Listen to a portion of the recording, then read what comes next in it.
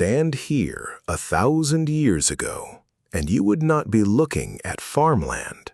You would be looking at a city bigger than Paris, bigger than London, and it was built right here in the middle of America by people barely remembers. Long before Columbus, before the Pilgrims, before a single European boat touched this coastline, a metropolis rose from the floodplains near what is now St. Louis, Illinois. At its peak, it held more people than London did at the exact same moment in time.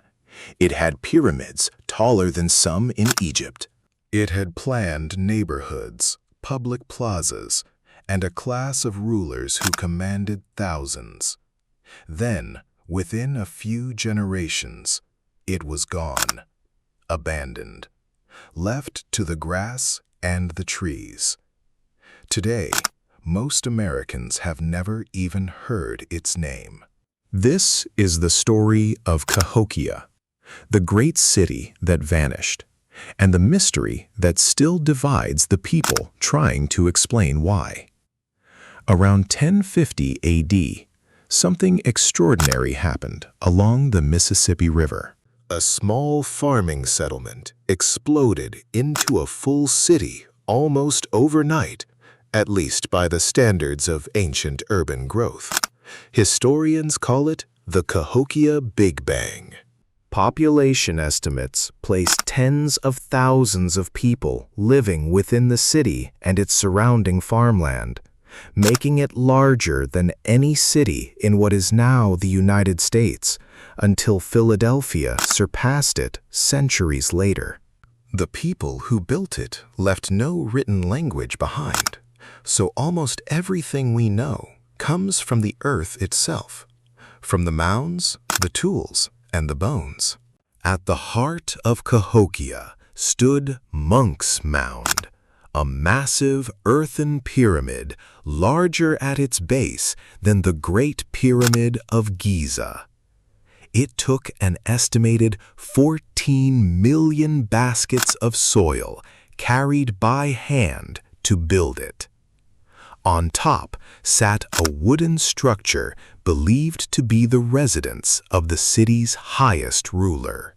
Around it spread more than 120 mounds, plazas for gatherings and ceremonies, and a massive circular arrangement of wooden posts that archaeologists now call Woodhenge, a solar calendar built centuries before any European settler arrived on this continent. Cahokia was not a simple village of farmers. It was organized, layered, and hierarchical. Evidence points to a powerful elite class living near the central mounds, while commoners lived in neighborhoods spreading outward. Farmers grew corn on a scale large enough to feed a small kingdom.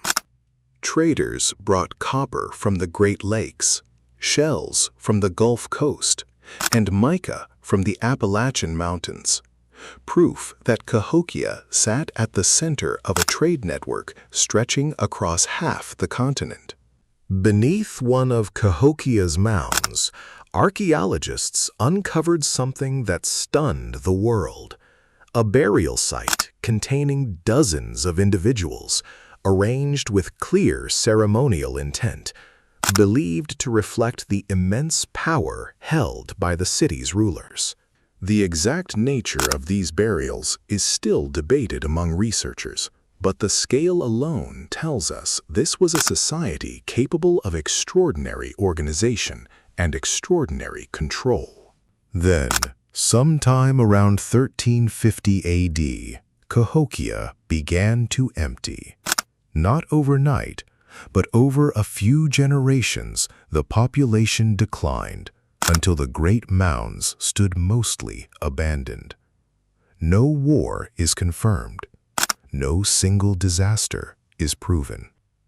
Archaeologists have proposed drought, resource exhaustion, political collapse, or a combination of all three.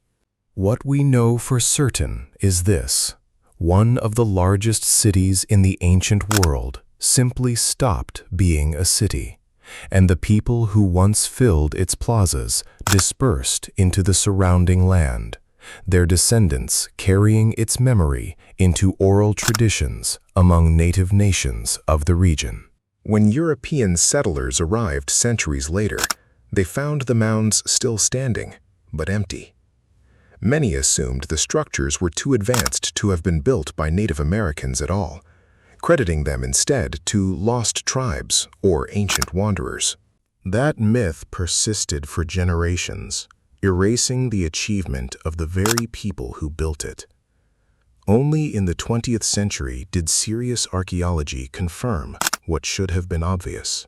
Cahokia was built by the ancestors of Native American nations, using nothing but organized labor, engineering knowledge, and an economy sophisticated enough to rival ancient cities on any continent. Today, Cahokia Mounds sits quietly outside St. Louis, a UNESCO World Heritage Site visited by a fraction of the people who visit ancient ruins in Europe or the Middle East. Yet beneath the grass lies proof that America's story did not begin with European ships.